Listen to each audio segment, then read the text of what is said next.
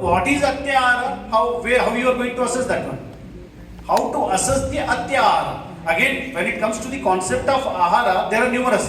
One is Samashana, Adhyashana, Anashana, Vishamashana, Vishamabhojana. So again, these are different various conditions of improper intake of food.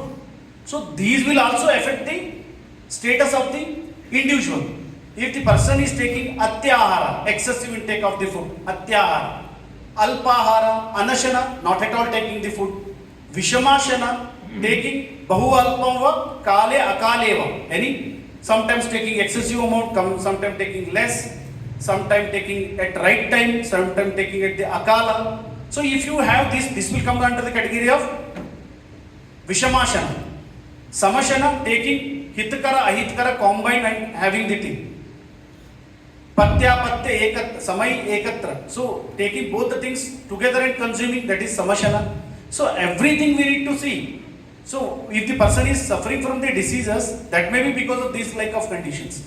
Up inko, without asking them to rectify this, just if you stick on to the yoga abhyasa, you are not going to get the result.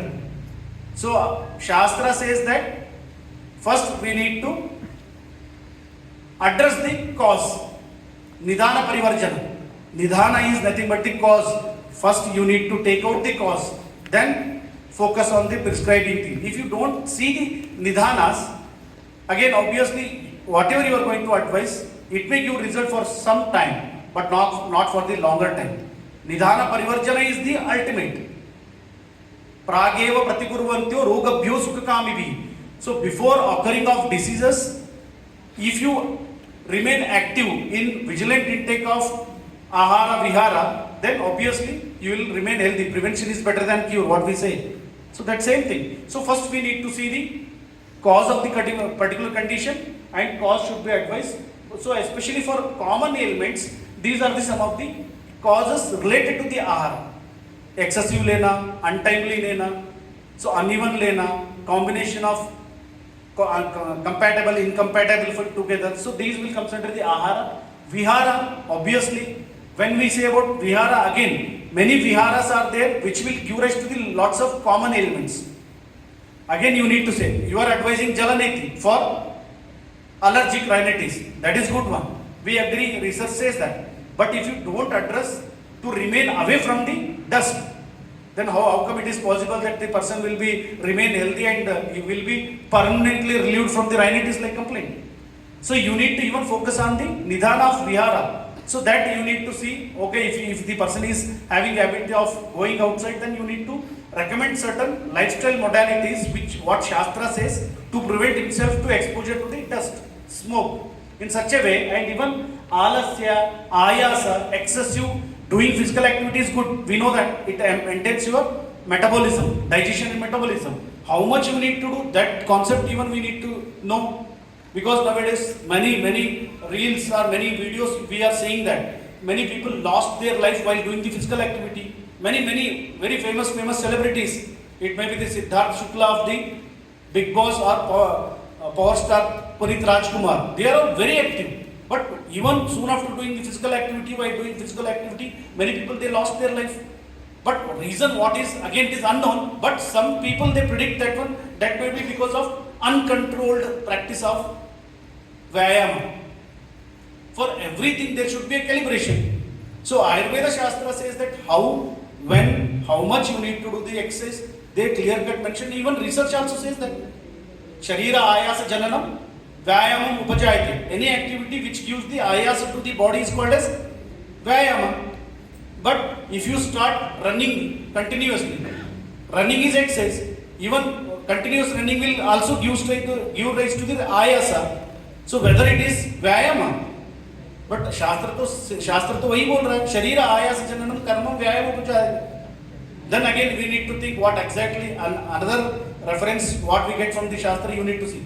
Lagavam karma samartyam deeptor apnirmedasakshaya. Any activity which induces the laguta, lightness in your mind and body, that activity can come under the category of Vyayama. Lagavam karma samartyam, which will make you to remain active physically and mentally without any tiredness, then that is Vyayama.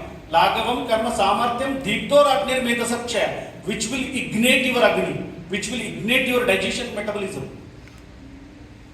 Deeptura Medasa, which will help to take out the excessive accumulation of the fat from your body.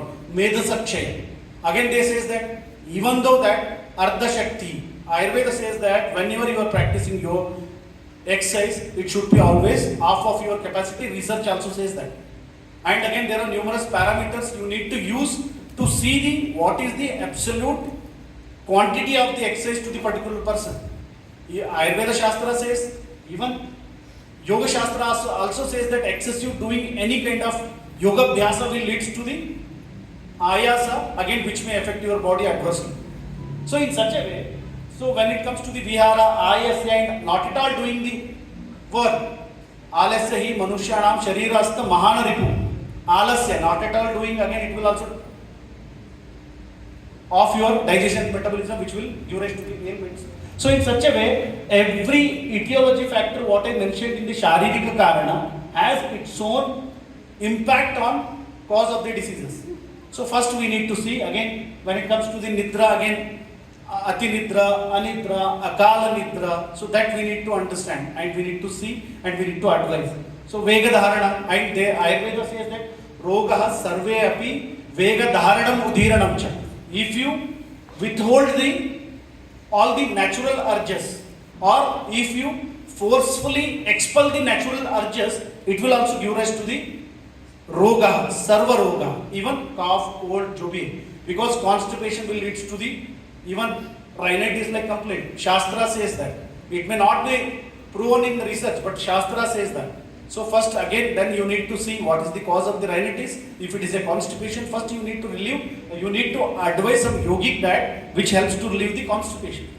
So in such a way, all the Sharirik Karanas and Mansik Karanas, even morning Guruji was saying that how exactly mind is affecting our body in every ailment, whether it is a common ailment, whether it is a chronic disease, whether it is a acute diseases, there is a involvement of mind. Even research also says that. Chintayam chitayam bindu matra visheshyati. Chinta chitam dahati nirjivam, chinta dahati jivanam. Chinta and chita mein kya antar hai? Only bindu. Chinta burns the living person. So that chinta is ultimate. So even Guruji was saying that dhyayato vishayan pumsa sangasteshu upajayate sanga sanjayate kama kam. So these are some of the things what Bhagavad Gita also says that one or other way. So there is the involvement of the chetas, that is mind. So even you need to address that one. Again there is a saying in Shastra that aharascha parama sukshma bhavo mano bhavati. Mana, आहार के सूक्ष्म भाव से मन बनता है, isn't it? So ultimately सात्विक आहार, what Yoga Shastra says that if you stick on to the Satvika Ahara, ultimately it will help to enhance the Sattva Guna of Mana. It will help to take out the Raja and Tama Dosha of the Mana. So in such a way, even we need to see, and even Ayurveda says that Prajnaparadaha Sarva Dosha Prakopanam. We all know that ये नहीं करना है, but फिर भी हम जानबूझकर करते हैं तो that is a प्रज्ञापराधा. धी धृति स्मृति विभ्रंशः, हमें पता है उसके बावजूद भी हम गलत कर रहे हैं तो that will comes under the category of प्रज्ञापराधा which will leads to the numerous diseases. Again you need to address this part also. आपको समय से क्या लेना है, कब लेना है, ये सभी उनको बताना. शादी में गए, you know that afternoon lunch digest नहीं हुआ है, शादी में गए, again you are having the food, that is a प्रज्ञापराधा. You know that your body is not accepting, but even we will do that work, that is prajnaparada. So that kind of things you need to understand, and even chinta, shoka, krodha, bhaya, what I stated earlier. And ultimately, Shastra says that, even Yoga Shastra says that, rogaha sarve api mandagnam. Every disease is because of mandagni.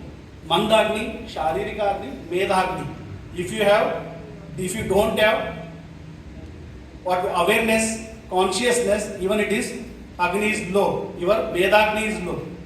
If Sharirika Agni, if your digestion metabolism is low, again it will also give this Vedagni Manda leads to the Ajnana, and Sharira Agni Manda leads to the Vyadi, Sharirika Vyadi. So ultimately every diseases are because of these things.